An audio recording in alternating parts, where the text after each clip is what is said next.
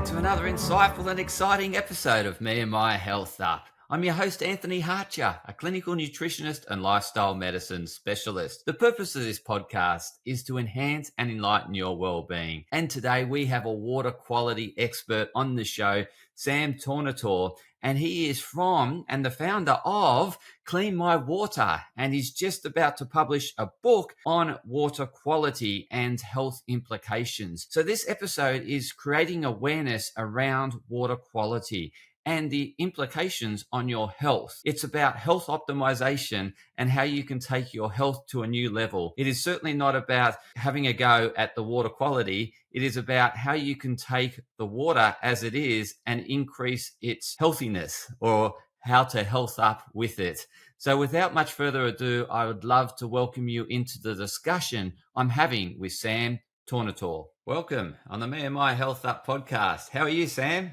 I'm great, Anthony. Great. And thanks for having me on the show. You're very welcome. It's a delight to have a water expert on the show, because the Me and My Health Up listeners, we haven't spoken a lot about water. There's been some talk about hydration and things like that, but not water quality. So I'm really keen to dive into water quality with you. But before we do that, I'm keen for the listeners to understand your backstory, how you've arrived at what you're doing today. Yeah, no, thanks, Andrew. I mean, it's a bit of a different story. I mean, I've actually come from, I was a seminar facilitator, and I'd run goal setting workshops. And I did that, well, I still do it occasionally, but for 20 years, that was my whole emphasis. And when I used to run these workshops, it was always around, what people wanted to achieve out of their life, goal setting, the traditional thing.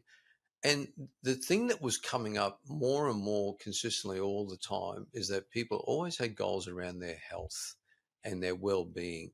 And it was probably morphed over anything else. Sure, there was other things, money or, wealth and all the typical things you hear, relationships. But the one that was constantly dominant was health. And I came to realize over time, coaching many people and being aware of things myself, that look, your health is your wealth. My late auntie said to me one time, she said, Sam, quando vale la salute, which in basically in Italian means don't discount the value of your health and don't underestimate how important it is for you. And there was a growing awareness around that. So from that time, and I've always been conscious of health, reading things and being more aware. And as you know, Anthony, there's so much information out there around health, and it's all good, right? So, and what I noticed was a bit of a pattern, is that while a lot of people talked about health and organic and clean living, toxin free, vitamins, all that sort of stuff, there wasn't a lot of emphasis on the one basic thing that is the most essential nutrient for our body, which is water. Now, people assume that the water is clean. And let me say up front, Anthony, that look, I'm not disputing that fact. The government says that it's clean, it's safe. I have no issue with that. They do a lot of work, and we're very thankful that we live in a country that spends so much energy, resources to protect us, compared to a third world country. So we're very blessed.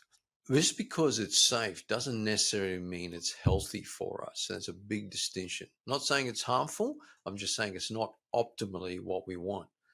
So what I noticed is a lot of emphasis on clean living and all those things, but there was often not much of an awareness around the everyday thing that we use literally every day, everywhere, is water.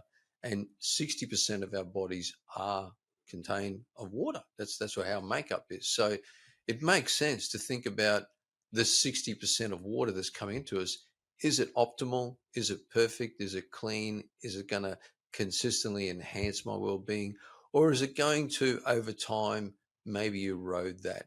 And there's a lot of science, and I won't go into it now unless you want me to go into specific areas, but it's a lot of the science that suggests that there are some chemicals, there's some things been on the news recently, which we can elaborate, that contribute to, things not being all that good for us, right? So that's a little bit about my journey. And then along the way, obviously, I just got involved with filtration companies. That's how I started. Then I started doing my own education, worked with some universities, and just became aware it was available. And it leads me to where I am right now.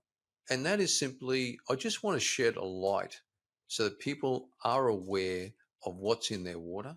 Not saying it's a bad thing, but it comes down to educated choices.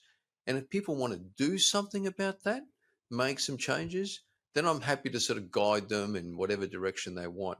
But my whole emphasis is usually, well, it is education and awareness, right? Well, you I mean, does that give you a bit of a snapshot? 100%. It's a great snapshot of where you've come from and why it's important to you, and what you're out there doing now is actively empowering people in terms of educating them around water. And this is what this podcast is all about: is empowering the well-being of others. So glad you're on here. Now, in terms of, I think, yes, I'd love you to start with creating some awareness around what is in the safe water, but not necessarily healthy water. Yeah, look, that's a good starting point. And as I said, like there is many things in your water, and it really comes down to people who just aren't aware.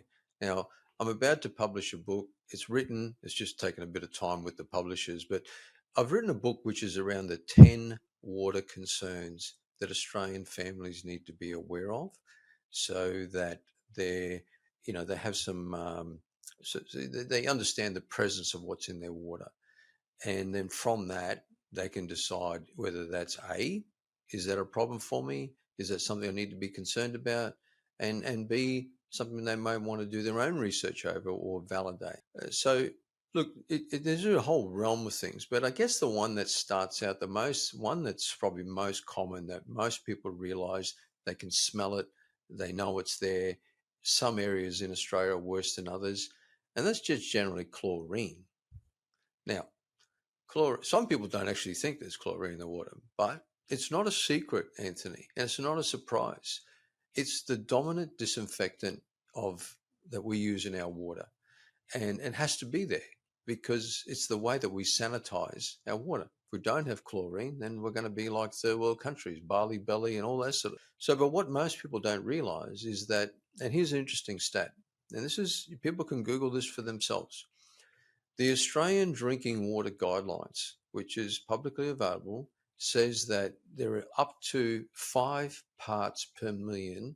That's the measurement of chlorine allowed in the water, 5 parts per million. And that's what they allow as the limit. Now, here's an interesting stat that most people don't know about. The average pool is between 1 and 3. So if you follow the dynamics here, some homes in Australia, and I've tested water in many locations, have actually got more chlorine coming out of their tap than they do in the swimming pool. In fact, one home in an area of Brisbane, I remember, and I don't want to put any panic to anybody, but I remember doing a water test and it came up pretty high. I said, look, you got some serious water here. And I said the exact thing. And they said, well, smarty pants, we've got a pool here. Why don't you measure that? So I got the pool water and their water, and it was the first time that I validated to a customer how much water there was more than a pool. So that's a reality. That's probably the first thing that I generally bring to people's attention. It's not a secret. Hop on Brisbane City Council website, SEQ website.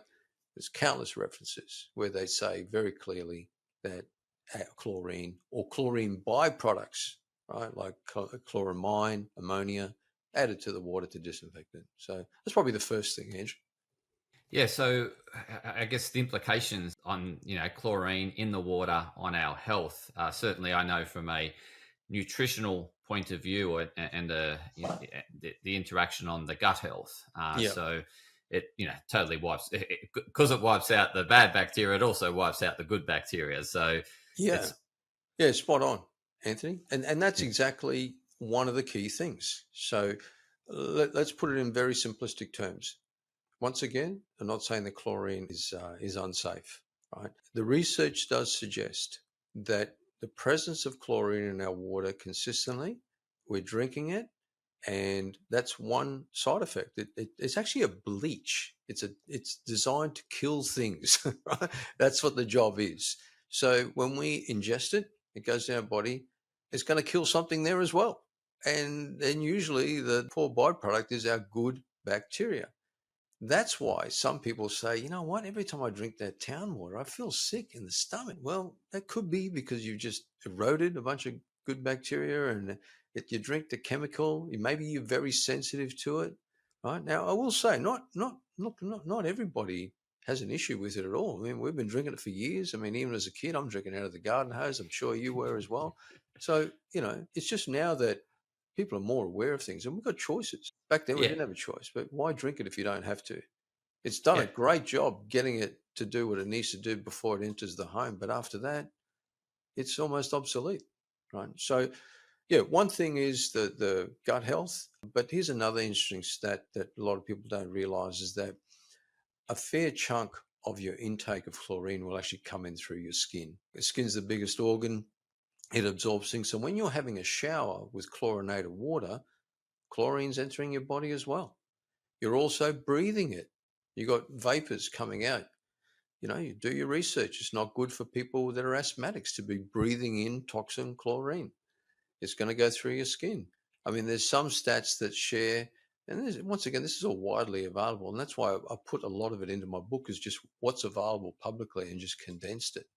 So I think there's some stats that say, like a 10-minute shower you'll have the same amount of chlorine coming in through your skin as drinking.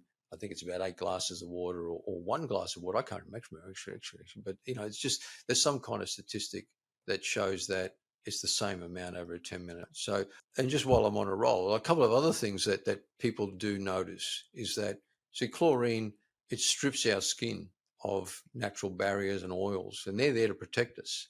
So if those skins are exposed, then that natural barrier is also gone. It's more prone to infections and irritations. And same with hair loss, right? Our hair follicles, they get damaged in that process. All this bleaching's killing that off and everything's been eroded of its natural ability to do stuff.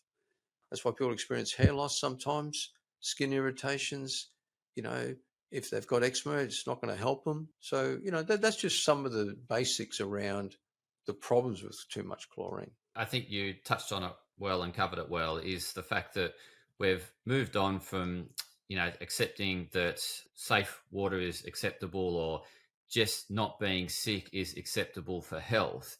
What we're talking about here is health optimization, and so it's taking your health to the next level. Yeah. It's and so just in terms of the next thing that we should be aware of around what's the next big thing? You mentioned chlorine. What's the next biggest concern around tap drinking water? Yeah, look, it's funny. The order of concerns it's hard to pinpoint, which one's more important than another. I guess the other one is probably the one that's been on the media a lot lately.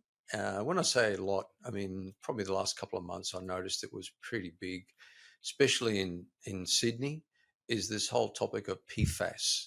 I'm not sure if you've heard of that. Yeah, no, please continue for the audience.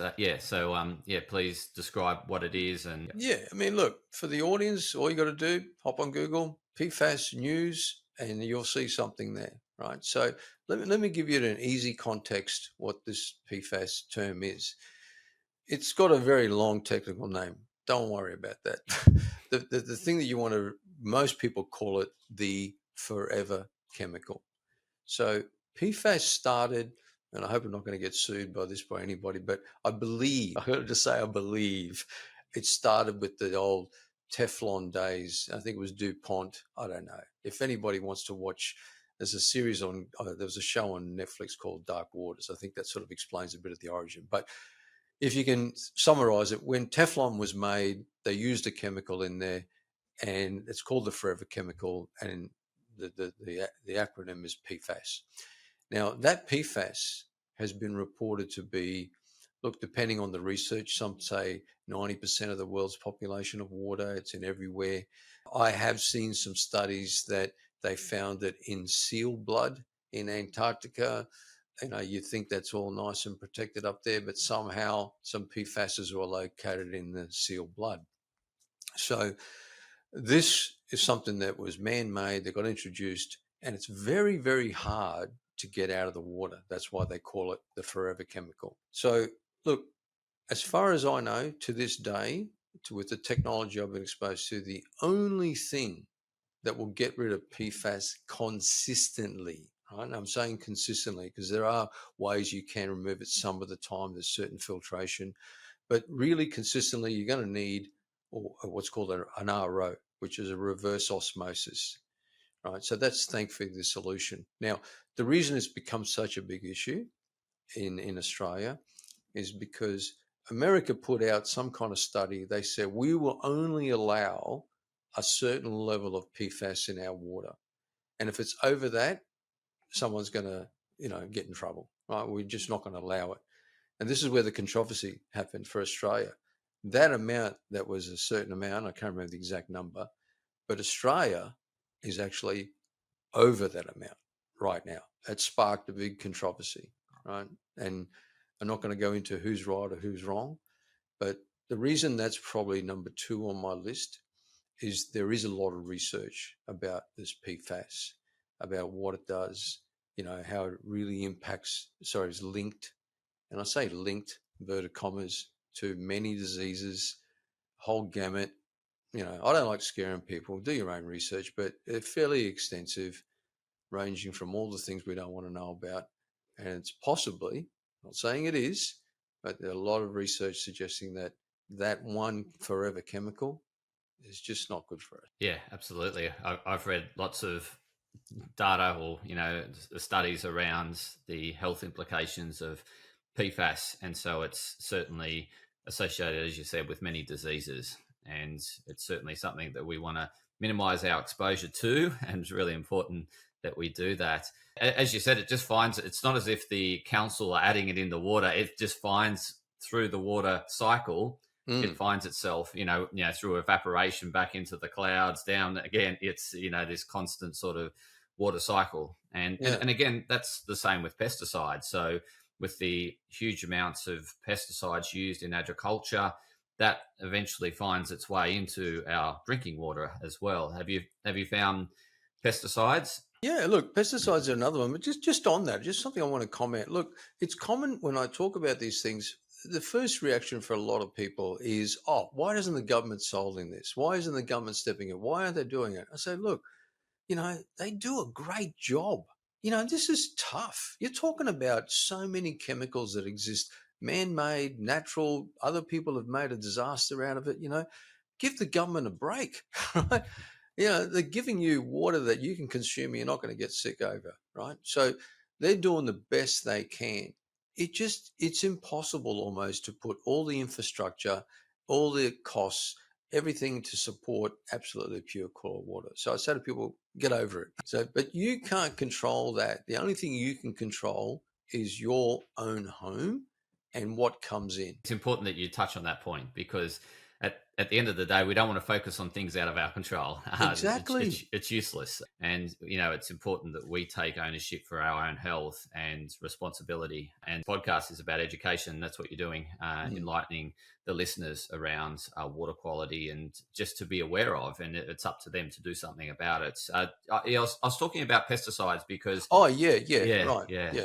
Yeah, no, absolutely. Now, look, you think about this. Like in our area here at Queensland, we've got lots of agriculture. You got farmers, spraying their weeds, herbicides, pesticides. That's just getting sprayed out there. They're doing their job. It's essential. It's part of their efficiency. And that's on the ground. It rains. The water takes those herbicides, pesticides, and a whole bunch of other things, Roundup, and gets it. It's in the water. Slowly goes out to the creek goes into water reservoirs, goes into dams, and goes to processing plants. Processing plant can't possibly get rid of everything. We just talked about that. And then elements of that will be in your town water, right? Now, that's a risk in itself as well, right? It's the same thing with people say to me, "Oh, Sam, I got a water tank. Right? I'm good." I go, "Yeah, great. Well, the wind blows these things around and they're going to be on your roof, as are bird droppings, as are road grime, carbon monoxide from the cars going by. That's all on your roof. That's going in your tank. If you don't have a filter on your tank, guess what? And what happens if a frog dies in your tank?" There's so many avenues. And once again, this is all public information. Like the Queensland government have actually got a fact sheet about rainwater as an example. So you are ingesting that if you have no adequate process. So you're right. Pesticides, herbicides, there's a whole chapter in my book about those as well. And they are in your water, unfortunately, and many people say, well, it's a small element. It's very insignificant. I go, yeah, that's true. And if you're okay with that, happy days. But it's the accumulation. So, our body has processing mechanisms for toxins. It can certainly remove toxins, but it's the accumulation and the excess that is problematic. And I think, that along with a lot of our other health exposures, such as air pollution and EMFs and things like that, our body's working overtime. And I just think this is one of the things that you have some control over in terms of being able to purchase filters. And so what is available, I mean, obviously there's quite a range of filters out there, but maybe just go through the types of filters and what they'll filter out. Like you mentioned, the reverse osmosis filter. Yeah. Yeah. Yeah. Look, Yeah. there's a range of options, and we're really fortunate that there's a lot of products on the market and they fit many different budgets. And like the first thing I say to people is that you got to choose a product that suits you based on what your requirements. Now, like some systems will, like we haven't mentioned fluoride, which I'm glad, because that's always a topic of big debate, right?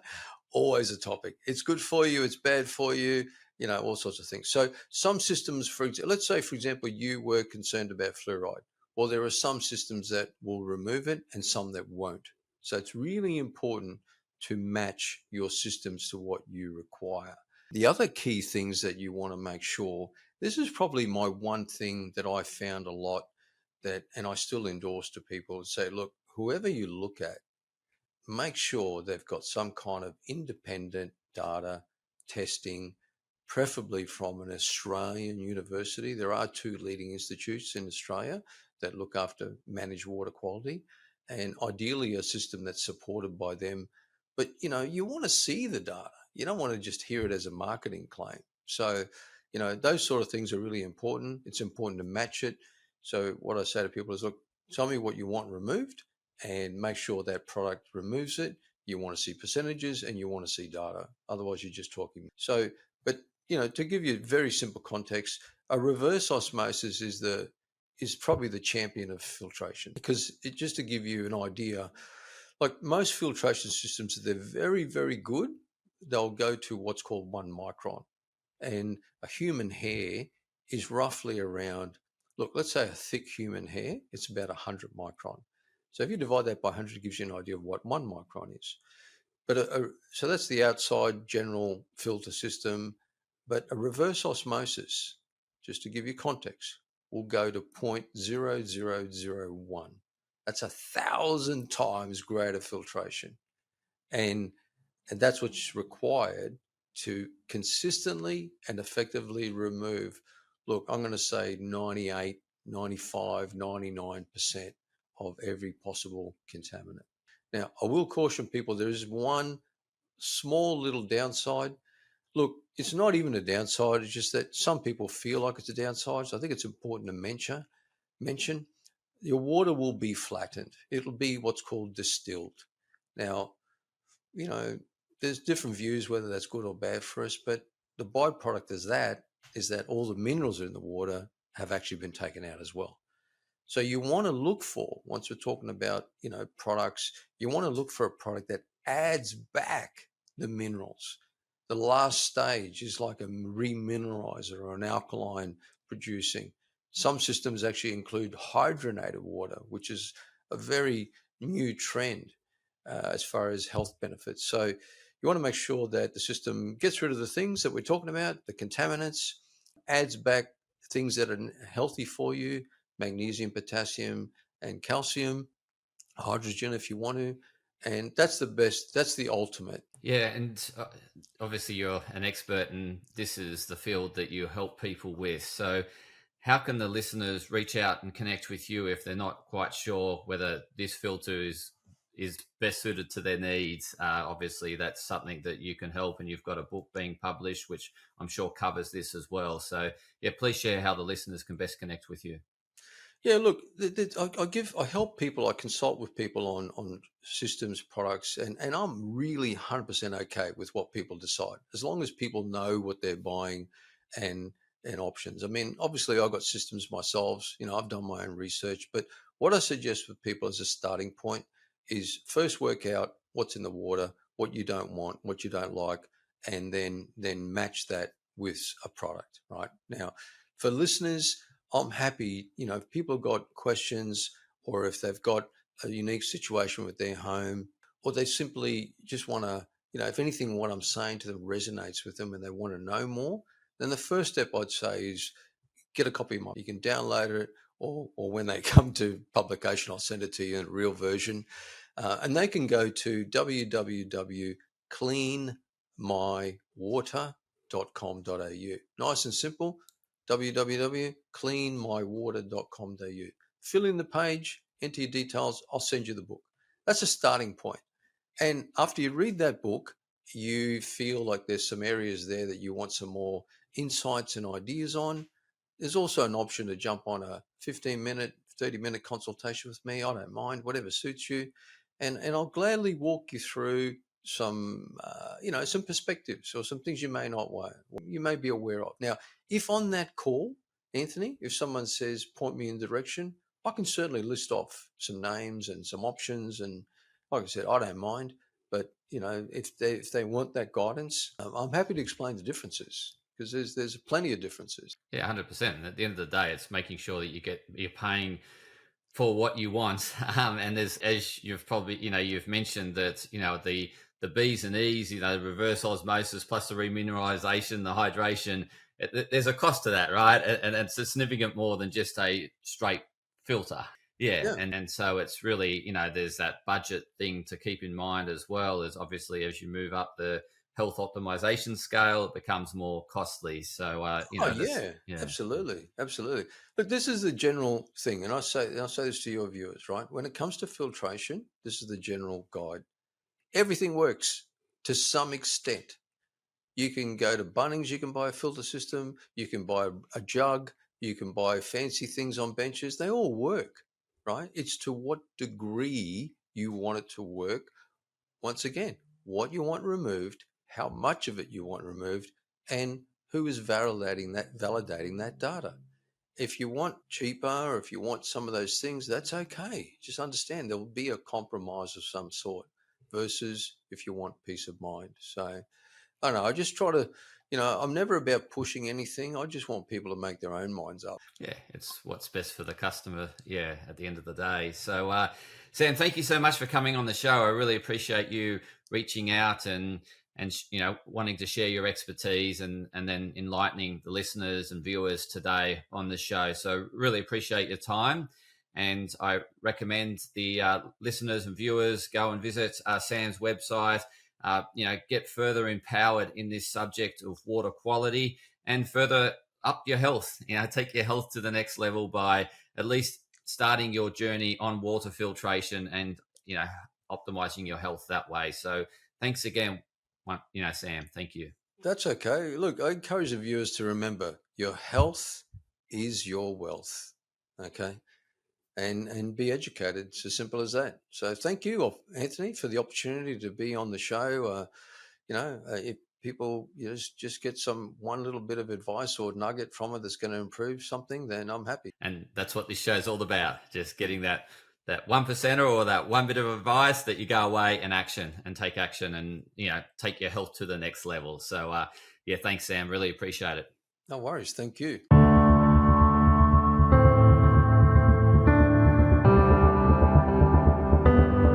Podcast disclaimer. This podcast and any information, advice, opinions, or statements within it do not constitute medical, healthcare, or professional advice and are provided for general information purposes only. All care is taken in the preparation of the information in this podcast. Connected Wellness Proprietary Limited operating under the brand me&my Health Up, does not make any representations or give any warranties about its accuracy, reliability, completeness, or suitability for any particular purpose. This podcast and any information, advice, opinions, or statements within it are not to be used as a substitute for professional, medical, psychological, psychiatric, or any other mental health care or healthcare in general. me&my Health Up recommends you seek the advice of a doctor or qualified health provider with any questions you may have regarding a medical condition. Inform your doctor of any changes that you may to your lifestyle and discuss these with your doctor. Do not disregard medical advice or delay visiting a medical professional because of something you hear in this podcast. This podcast has been carefully prepared on the basis of current information. Changes in circumstances after publication may affect the accuracy of this information. To the maximum extent permitted by the law, me&my Health Up disclaims any such representations or warranties to the completeness, accuracy, merchantability, or fitness for purpose of this podcast and will not be liable for any expenses, losses, damages incurred, indirect or consequential damages or costs that may be incurred as a result of the information being inaccurate or incomplete in any way and for any reason. No part of this podcast can be reproduced, redistributed, published, copied, or duplicated in a form without prior permission of me&my Health Up.